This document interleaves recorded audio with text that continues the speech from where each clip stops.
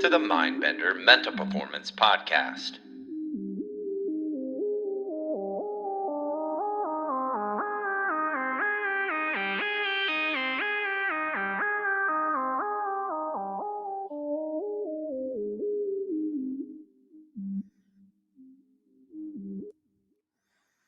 Episode 149.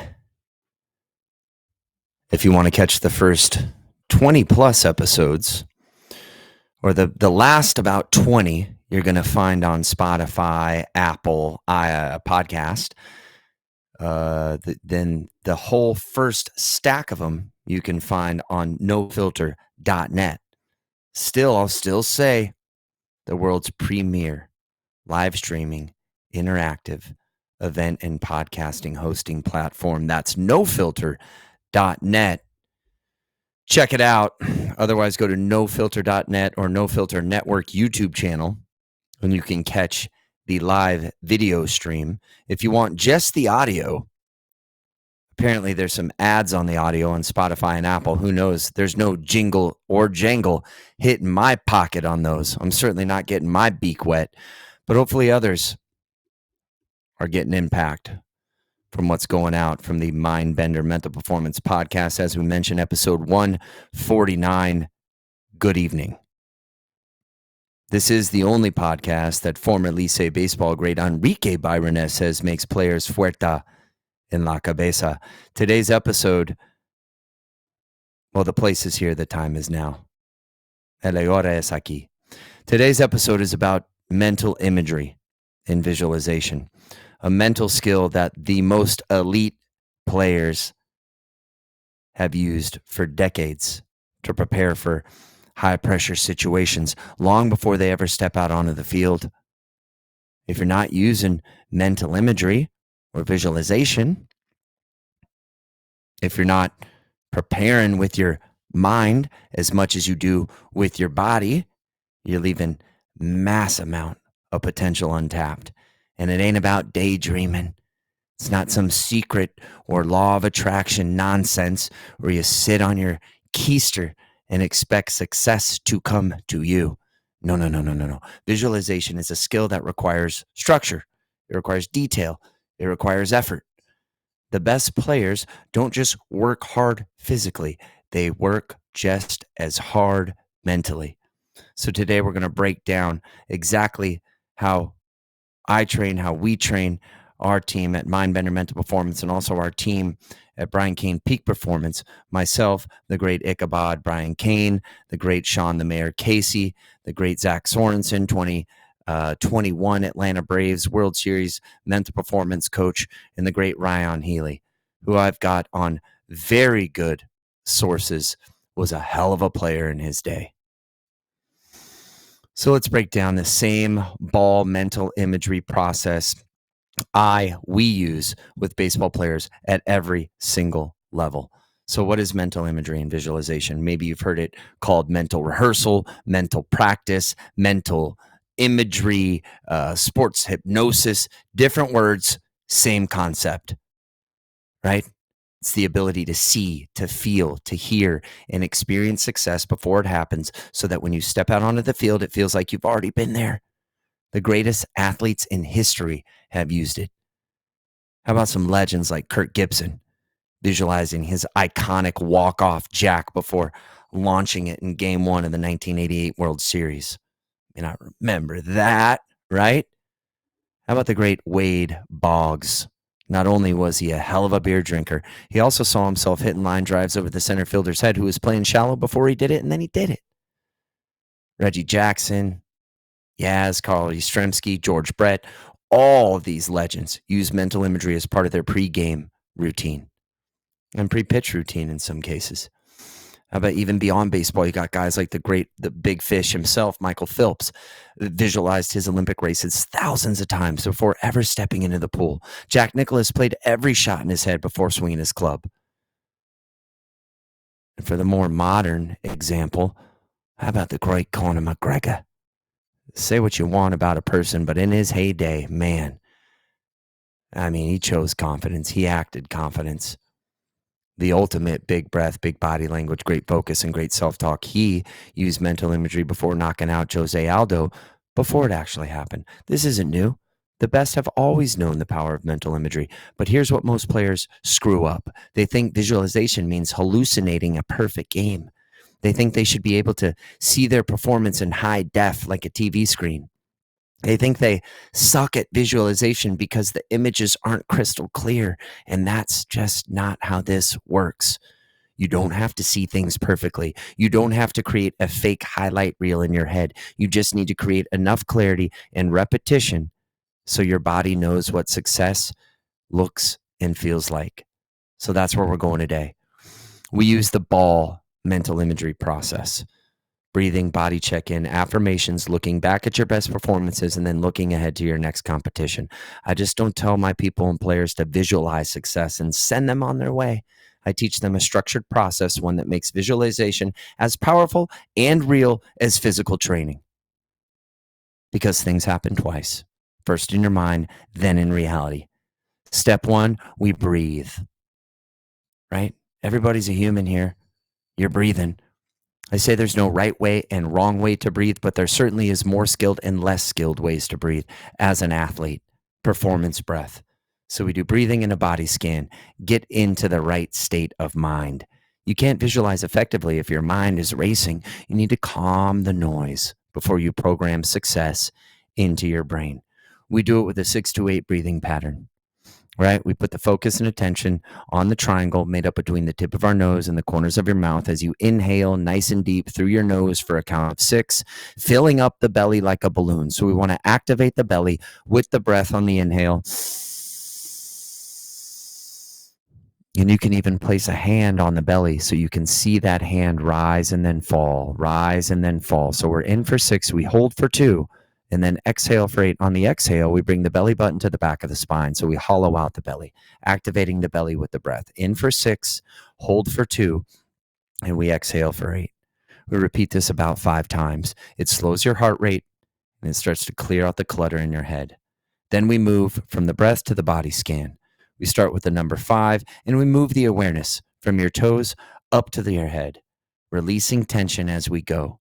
You need to be loose and relaxed so your mind can be sharp and focused. So that's what we do. We start at the 5, we go all the way to 1. So at 5, put the focus and attention into the toes, the balls of your feet, your arches, your ankles, your Achilles, your calves, your shins. As they release, relax, and let go. And then we go all the way up. We finish with the number 1. We go up the back of the neck, the back of the head, the forehead, the eyes, the cheeks, the jaw, the lips gently part, and the tongue just hangs in your mouth as a complete and total body relaxation and centering takes over. This is how you get in the zone. And we want to be in the zone. We don't want to be in the twilight zone. And this is how you get there. So you want to get in the zone before the mental reps even begin. Step 2, we go to affirmations. That's the A of our ball meditation and mental imagery process.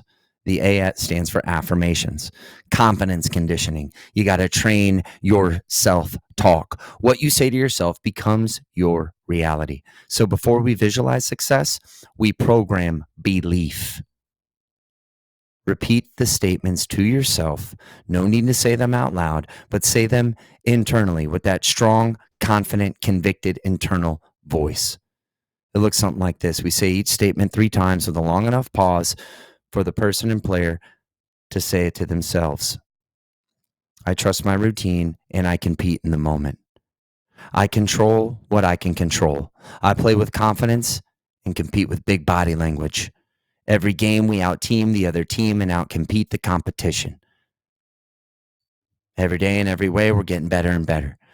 There's so many. But that gives you a brief example of what that looks like. When you do this enough, these statements become your default mindset under pressure. Everybody thinks about the mental game as getting ready for the big one. It's about getting ready for each one. Step 3, we look back. That's the first L of our ball mental imagery process. We look back at your best performances. How we bring back the past success. We think of a time when you were at your absolute best, your most dominant elite self, when everything clicked. and you're going to see what it looked like. You're going to feel what it felt like. You're going to hear what it sounded like. What was your body language like? What was your focus like? What was your self-talk like when you were at your best? You're not just remembering it, you're reliving it. Why? Because when you remind yourself what success feels like, you build confidence in your ability to go do it again. And then step 4, we look ahead. We look ahead to your next competition, your next performance. You're going to see it before you do it. So as we look forward to your next baseball competition, you're going to think about the field you'll be at, the uniform you'll be in, what you'll be wearing, what your opponent will be wearing, what the energy and environment is like, right? As a hitter, see yourself driving the ball up the middle, taking controlled, aggressive swings. Pitchers, feel yourself executing your pitch. Get that final tiff, that final thought, image, and feel into your mind, hitting your spot, attacking the zone. Being the professional glove hitter, being the one-pitch warrior. As a position player, visualize reading the ball off the bat, making a smooth transfer, and executing the play. Base runner, see yourself getting the perfect jump, the great secondary, the great lead, taking a great turn, sliding in safe with a next base mentality. You don't control the results. You control your preparation, your process, your attitude, your effort, your emotions. When you visualize yourself succeeding, it doesn't guarantee it's going to happen, but it massively increases the likelihood that you'll execute under pressure. So think about it. Why does it work? Because your brain doesn't know the difference between a vividly imagined event and a real one. We've said this so many times. Things happen twice. First in your mind, then in reality. When you picture success, your muscles, your nerves, and your mind react like it's real.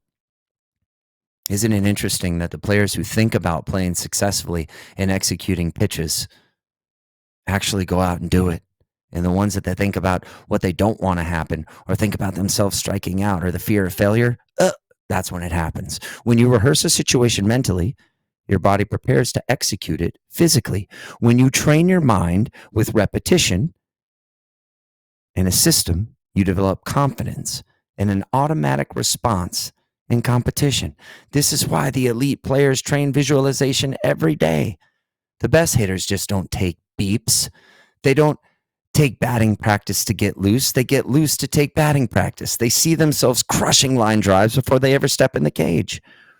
The best pitchers just don't go out and throw bullpens. They visualize executing pitches before they ever toe the rubber. Mental imagery is part of their process. And the question is it part of yours? Visualization isn't magic. It's work. It's preparation at the highest level. It's callousing the mind.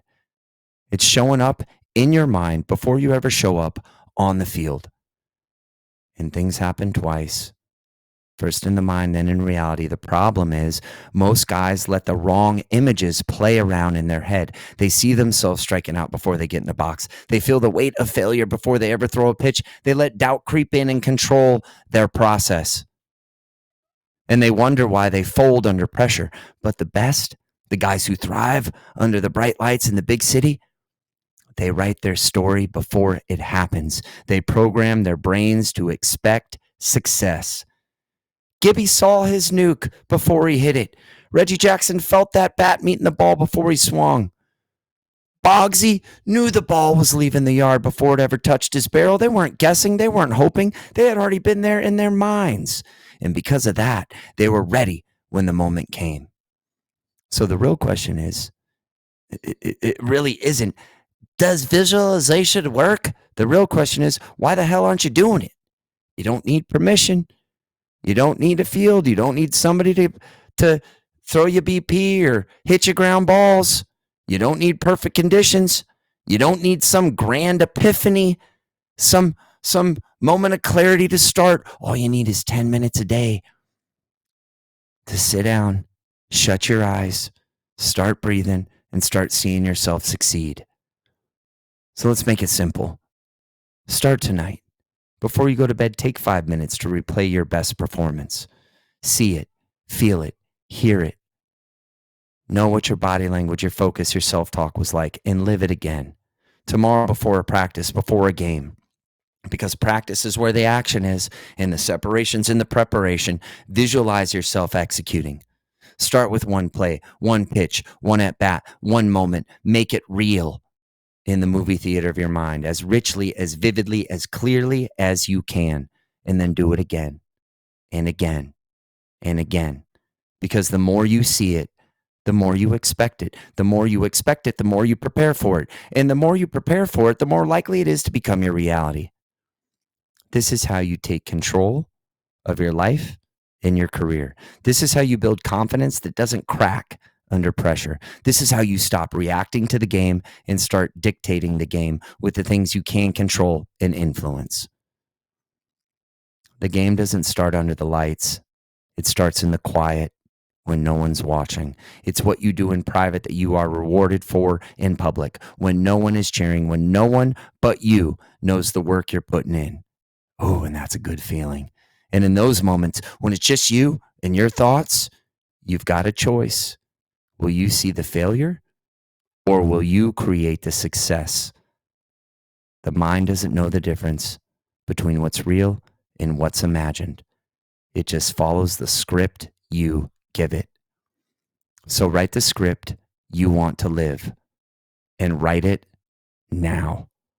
Para mis jugadores latinos, más línea, más vida. Hasta la próxima. Recuerda, si quieres ser un jugador disciplinado, comprometido y preparado en el futuro, empiezas esa mierda hoy. Se necesita lo que se necesita y lo mejor está por venir. If you want to be a disciplined, committed, and prepared ball player in the future, you start that shit today. And it takes what it takes. You already know. And if you choose, the best is yet to come. That's one small step for man, one giant leap for mankind.